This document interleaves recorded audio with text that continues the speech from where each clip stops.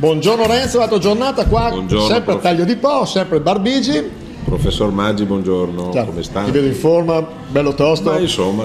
Settimana scorsa sono stato a vedere, anzi è chiuso lunedì, martedì Franco, la fiera di Rovigo. Sì, bellissima. Quanto è importante? 572, 73, 75, non mi ricordo, comunque più di 500 anni. Senti, ti blocco un attimo. Vieni qua, cioè, ho il mio grandissimo amico Fiorigi Grandi, il barbiere del paese.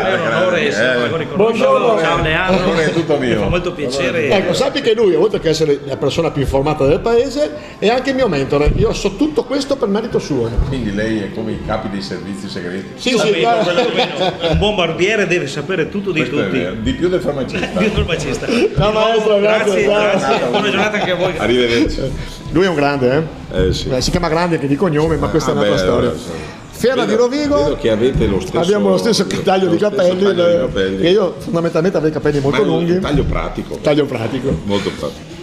Fiera di Rovigo, l'importanza di fare queste fiere in un momento commercio 2.0, dopo magari ne parliamo anche del commercio. Sì, c'è un'evoluzione nel mondo del commercio, perché ovviamente non è più come un tempo. La fiera nasce più di 500 anni fa e quindi era una fiera agricola, ma una fiera dove si compravano gli animali, le vacche, i tori, i cavalli, quindi è chiaro che si evolve. Devo dire che la evoluzione della fiera di Rovigo da qualche anno a questa parte, al di là della fiera campionaria dove ognuno mette i giri per le bancarelle, ci sono tantissime persone che la frequentano, ma soprattutto è diventata un cult, come si dice in gergo, anche per il cibo, perché ogni volta c'è una nuova bancarella, nuove specialità, è una cosa incredibile, e si vede che i polesani mangiano tanto. Però si riesce ancora a stupire con la fiera. Parlavi appunto che la fiera una volta era il momento, una volta 2 l'anno, le fiere più importanti, che dalle campagne venivano in città, vedevano le novità, vedevano. Certo. Mi ricordo che non sono più troppo giovane, che c'erano le botti particolari, avevano attrezzi agricoli che è il mondo continuo. Adesso che con 20 euro vai a Londra e in giornata parti da Taglio di Po e vai a Dubai, ha ancora senso? Sì, perché ha senso rispetto alle tradizioni locali, cioè tu vai a Dubai e vedi la roba di Dubai, non vedi, infatti alle nostre fiere non c'è la grande distribuzione di massa mondiale. Però ha delle evoluzioni. Tu sai perché si chiama Marti Franco? No.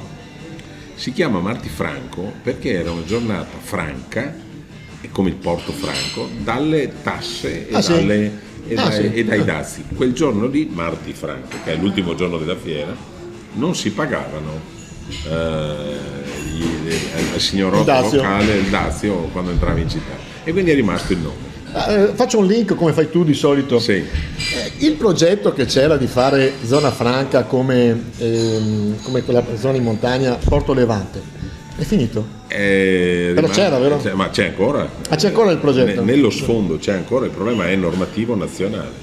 Se avremo la forza politica di trovare amici e rappresentanti che nel Parlamento italiano riescono a far passare la zona franca, la ZES è una cosa analoga, molto analoga, sì.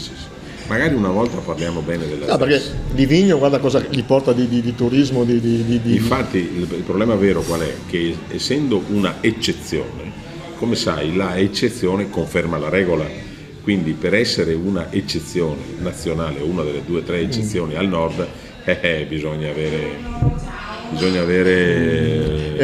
tanta forza.